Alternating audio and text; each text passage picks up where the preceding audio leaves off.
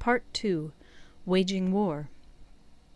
Sun Tzu said, "In the operations of war, where there are in the field 1,000 swift chariots, as many heavy chariots, and 100,000 mail-clad soldiers, with provisions enough to carry them 1,000 li, the expenditure at home and at the front, including entertainment of guests, small items such as glue and paint, and sums spent on chariots and armour, will reach the total of 1,000 ounces of silver per day. Such is the cost of raising an army of 100,000 men."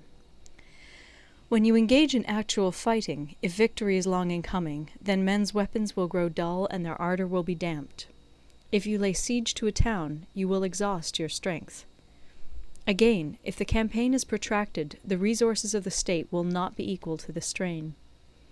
Now, when your weapons are dulled, your ardour damped, your strength exhausted, and your treasure spent, other chieftains will spring up to take advantage of your extremity. Then no man, however wise, will be able to avert the consequences that must ensue. Thus, though we have heard of stupid haste in war, cleverness has never been seen associated with long delays. There is no instance of a country having benefited from prolonged warfare. It is only one who is thoroughly acquainted with the evils of war that can thoroughly understand the profitable way of carrying it on. The skilful soldier does not raise a second levy. Neither are his supply wagons loaded more than twice. Bring war material with you from home, but forage on the enemy. Thus the army will have food enough for its needs.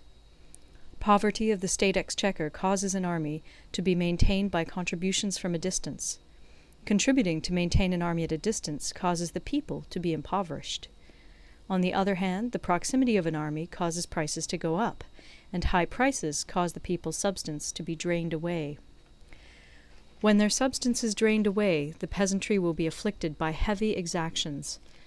With this loss of substance and exhaustion of strength, the homes of the people will be stripped bare, and 3/10 of their income will be dissipated, while government expenses for broken chariots, worn-out horses, breastplates and helmets, bows and arrows, spears and shields, protective mantles, draught oxen, and heavy wagons will amount to 4/10 of its total revenue. Hence, a wise general makes a point of foraging on the enemy. 1 cartload of the enemy's provisions is equivalent to 20 of one's own, and likewise a single picul of his provender is equivalent to 20 from one's own store. Now, in order to kill the enemy, our men must be roused to anger. That there may be advantage from defeating the enemy, they must have their rewards. Therefore, in chariot fighting, when 10 or more chariots have been taken, those should be rewarded who took the first. Our own flags should be substituted for those of the enemy, and their chariots mingled and used in conjunction with ours. The captured soldiers should be kindly treated and kept. This is called using the conquered foe to augment one's own strength. In war, then, let your great object be victory, not lengthy campaigns.